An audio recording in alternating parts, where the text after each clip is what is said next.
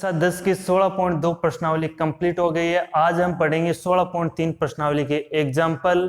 16.3 प्रश्नावली में प्रश्न शंकु पर आधारित पूछे गए हैं।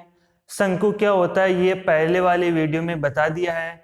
शंकु देखो, आपने कभी जोकर की टोपी देखी होगी, वो टोपी है वो शंकु के आकार की होती है या इस प्रकार होती है, जिसका नीचे का जो आधार होता है या नीचे का भाग होता है वो होता है वृत्ताकार, और वृत्त की त्रिज्या क्या होती है r। तो हम इस शंकु के आधार की त्रिज्या मानते हैं r, और सिर से आधार तक ये जो लंबवत दूरी है इसको इसकी ऊंचाई h मानते हैं। तो ये जो बच गई, ये जो तिरछी है वो तिर्यक ऊंचाई या तिरछी ऊंचाई कहलाती है L। यदि आपको R और H दिया हुआ हो और L का मान पूछे तो कैसे निकालते हैं, देखो ये A है, ये केंद्र O और ये B, तो AOB ये क्या बन गया, समकोण त्रिभुज, और समकोण त्रिभुज में ये क्या है, कर्ण। तो कर्ण का मान कैसे निकालते हैं, पाइथागोरस प्रमेय से देखो कि समकोण त्रिभुज में कर्ण का स्क्वायर बराबर क्या होता है, आधार का स्क्वायर प्लस लंब का स्क्वायर।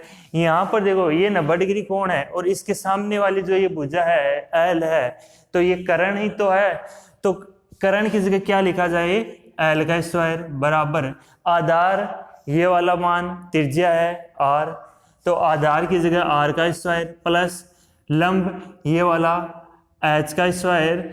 अब यदि इसका L का स्क्वायर हटाया जाए तो इस पे क्या लगेगा, वर्गमूल। तो यहां से L बराबर क्या आएगा, R square plus H square का वर्गमूल। तो R और H दी हुई हो तो हम क्या निकाल सकते हैं, L। अब देखो इसमें क्या है कि ये जो भाग है, ये वाला जो भाग है यहां से यहां तक का, ये वृत्ताकार भाग है ऊपर का, जो कहलाता है वक्र पृष्ठ या पार्श्व पृष्ठ। तो इसका अगर क्षेत्रफल पूछे, इस शंकु के वक्र पृष्ठ या पार्श्व पृष्ठ का क्षेत्रफल पूछे, तो उसका सूत्र भी आपको बताया हुआ है कि शंकु का वक्र पृष्ठीय क्षेत्रफल क्या होता है, पाई आर एल। ये हो गया इसका वक्र पृष्ठीय क्षेत्रफल। यदि इस वक्र पृष्ठीय क्षेत्रफल में इसका जो आधार है ये वृत्ताकार भाग, इसका क्षेत्रफल और जोड़ दिया जाए, इस वक्र पृष्ठ के क्षेत्रफल में इसके आधार का क्षेत्रफल और जोड़ दिया जाए, तो वो बन जाएगा इस शंकु का संपूर्ण पृष्ठीय क्षेत्रफल। तो लिखो शंकु का संपूर्ण पृष्ठीय क्षेत्रफल क्या होगा, पाई आर एल, ये तो है ही, और नीचे का वृत्ताकार भाग अर्थात वृत्त का क्षेत्रफल जोड़ दो, यहां से कॉमन क्या आ रहा है, पाई आर, यहां क्या शेष रहा, L प्लस R। तो ये हुआ इसका संपूर्ण पृष्ठीय क्षेत्रफल। अब इसका निकालते हैं आयतन। आयतन क्या होता है, आयतन आपने बेलन का आयतन निकाला था, उसका 1/3 कर दो, तो बेलन का आयतन वो ही होता है इसका। देखो शंकु का आयतन क्या होगा, बेलन का लिखा था पाई आर स्क्वायर H, उसका 1/3 कर दो। तो इस शंकु की तिर्यक लंबाई का सूत्र हुआ ये, इसका वक्र पृष्ठ का ये, और संपूर्ण पृष्ठ का ये, और इसका जो आयतन है उसका सूत्र ये है। तो अब आगे जो क्वेश्चन नंबर एग्जांपल नंबर 7 है, इसमें ये दे रखा है शंकु के आधार का व्यास। ये जो आधार है इसका व्यास दे रखा है, कितना दे रखा है, 12 मीटर। तो ये व्यास 12 मीटर है, तो इसकी जो त्रिज्या होगी वो आधी होगी, तो त्रिज्या कितनी होगी, 6 मीटर। तो हम इस प्रश्न को हल करते हैं। देखो क्या दे रखा है, लिखो आधार का जो व्यास है, आधार का व्यास कितना है, 12 मीटर है, तो त्रिज्या R कितनी होगी, 6 मीटर, क्योंकि व्यास की आधी हो गई। अब और क्या दे रखी है, तिर्यक ऊंचाई L कितनी है, 10 मीटर। आपको क्या निकालना है, इस शंकु का संपूर्ण पृष्ठीय क्षेत्रफल निकालना है, और संपूर्ण पृष्ठीय क्षेत्रफल का सूत्र अभी बताया था, शंकु के संपूर्ण पृष्ठीय क्षेत्रफल का सूत्र क्या होता है, पाई आर L प्लस R। पाई की जगह कितना रखा जाएगा 22/7। R की जगह कितना रखा जाएगा 6। कोष्टक L की जगह कितना रखा जाएगा 10 प्लस 6। तो इनको गुणा करो 132/7। 16 को 10 और 6 को जोड़ा कितना आया 16। जब 132 को 16 से गुणा कर 7 का भाग दिया जाएगा तो कितना आएगा 301.71 मीटर स्क्वायर। तो यह आया इस शंकु का संपूर्ण पृष्ठीय क्षेत्रफल। आगे वाला क्वेश्चन एग्जांपल देखो। एग्जांपल नंबर 8 में क्या दे रखा है कि एक शंकु का वक्र पृष्ठ कितना है 2035 वर्ग सेमी और आधार का व्यास कितना है 35 सेमी। तो शंकु की तिर्यक ऊंचाई आपको ज्ञात करनी है। तो पहले देखो क्या दे रखा है, शंकु का वक्र पृष्ठ, ये जो वक्र पृष्ठ का जो क्षेत्रफल है वो कितना है 2032। तो 2035 है वक्र पृष्ठ क्षेत्रफल, और वक्र पृष्ठीय क्षेत्रफल क्या होता है पाई आर एल।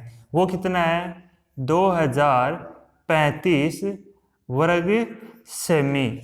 और इसकी ऊंचाई आधार का व्यास कितना है 35 सेमी। व्यास है 35 सेमी।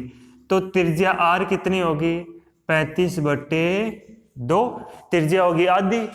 तो अब वो त्रिज्या का मान है वो कहाँ रख दो इस आर की जगह। यहां से फिर किसका मान निकाल सकते हैं हम एल का। तो लिखो पाई की जगह 22/7, आर की जगह 35/2 और एल की जगह एल बराबर 2035। कैंसिल हो रहा है, कैंसिल कर दो। 7 को इससे कैंसिल किया 5 बार, इसको कैंसिल किया 11 बार। अब देखो इधर सिर्फ एल का मान निकालना है। 2035 इधर है। अब 2035 के बट्टे में आएगा 11 और 5, तो इसके नीचे आया 11 × 5। 5 का भाग 2 इसमें कितनी बार गया 407 बार गया। अब 407 में किसका भाग देना है 407 में 11 का भाग देना है। कितनी बार जाएगा 3 7 77। तो कितनी बार गया 37 बार। तो ये जो 37 सेमी आई है ये इस शंकु की तिर्यक ऊंचाई एल का मान निकालना था, और एल का मान कितना आया 37 सेमी। आगे एग्जांपल नंबर 9। इसमें क्या दे रखा है देखो कि एक शंकु का आयतन 16,632 है और ऊंचाई दे रखी है 9 सेमी। तो पूछी क्या इसकी आधार की त्रिज्या। तो पहले क्या चीज दे रखी है वो लिखो कि शंकु का आयतन दे रखा है। शंकु का आयतन क्या होता है 1/3 पाई आर स्क्वायर एच। उसका मान कितना है 16,632 घन सेमी। और क्या दे रखी है आधार की शंकु की ऊंचाई h कितनी है 9 सेमी। अब निकालना किसका मान है, इसमें हमें आधार की त्रिज्या निकालनी है अर्थात r का मान। तो r कहाँ है ये रहा। h का मान यहाँ से 9 सेमी रख सकते हैं। तो रखो 1/3 पाई की जगह कितना रखना है जो किताब में दिया हुआ है या तो वो रख दो। किताब में नहीं दे रखा है तो हम अपनी इच्छा से 22/7 या 3.14 कुछ भी रख सकते हैं। तो देखो पाई का मान ज्यादातर 22/7 ही रखना है यदि जब तक आपको 3.14 न दिया हुआ हो क्वेश्चन में। आर स्क्वायर निकालना है इंटू एच का मान कितना रखू 9 बराबर कितना है 16,632। कैंसिल हो रहा है करो वरना इन सब मान को उधर भेजो। 3 से ये 9 कैंसिल हुआ कितनी बार 3 बार। यहाँ सिर्फ कौन बचा आर स्क्वायर, उधर 16,632। अब देखो 22 और 3 ऊपर गुणा में है, इनको इधर भेजते हैं तो किधर आएगा नीचे भाग में। तो 22 × 3। अब ये 7 इधर भाग में है या नीचे है तो उधर गया गुणा में।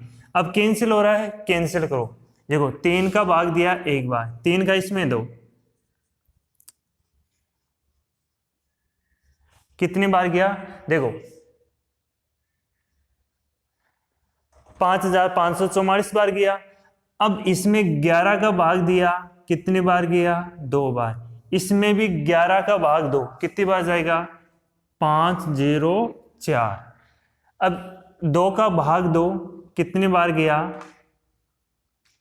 252। तो ऊपर क्या रहा 252 और 7, तो यहां क्या बचा आर स्क्वायर बराबर कितना आया 252 इंटू 7। अब देखो यहां स्क्वायर है, ये स्क्वायर हटाया तो इस पर क्या लगा वर्गमूल। अब वर्गमूल 252 इंटू 7 का निकालना है, तो क्या करें 7 हमारे पास है, यदि इसमें से इस प्रकार टुकड़े करें कि इसका में से एक 7 इधर निकाल ले, तो इसमें 7 का भाग दो, 7 का भाग देने पर क्या आएगा 36 इंटू 7, क्योंकि 7 का भाग देने पे क्या आता है 36, तो फिर उस 36 को 7 से गुणा करते हैं तो फिर 552 बन गया ना, 252 सॉरी कितना 252। तो 252 को इस प्रकार लिख सकते हैं, इंटू 7 है गुणा में 7 है। ये 7 इसलिए बाहर निकाला क्योंकि 7 का और एक जोड़ा बने और उसमें से एक 7 क्या निकाल सकते हैं बाहर। तो यहाँ r बराबर क्या आएगा 36 में से 6 बार आया और 7 इंटू 7 में से एक 7 बाहर आया, और r का मान कितना आया 42 सेमी। हमें निकालनी थी त्रिज्या, और त्रिज्या कितनी आई हमारे पास 42 सेमी।